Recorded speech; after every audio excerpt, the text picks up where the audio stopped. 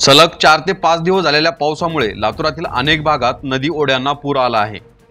पाणी शेतात घुसल्यामुळे शेकडो एकर शेतीचे नुकसान झाले असून लातूर जिल्ह्यात मुख्यतः मोठ्या प्रमाणात सोयाबीन पीक घेतलं जातं।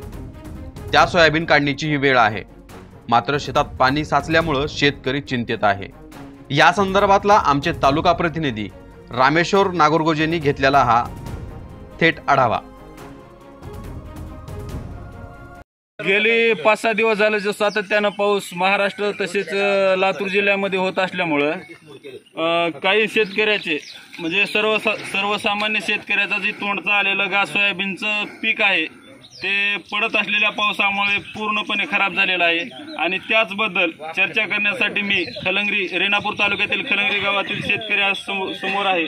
जाणून घेऊत आपण शेतकरी त्याबद्दल काय म्हणणं मानतात ते। आज खलंगरी गावामध्ये शेतकऱ्याच्या सोयाबीनची अशी अवस्था झालेली आहे का सोयाबीनला जनावर देखील खाणार नाहीत, जनावर देखील आजारी पडतील।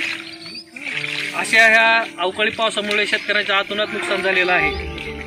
आता या सोयाबीन जर बाजारात विकायला तर ह्याचा भाव 1000, 2000, 1500 असा भाव राहते। ह्या भावावर जर विकायचं म्हणजे शेतकऱ्यांनी उत्पादन खर्च देखील निघणार नाही। यातून शेतकऱ्यांनी जीवन जगायचं कसं? विमा कंपनीकडे संपर्क साधला असता ते म्हणतात की ऑनलाईन अर्ज करा। ऑनलाईन अर्ज कसे करायचे?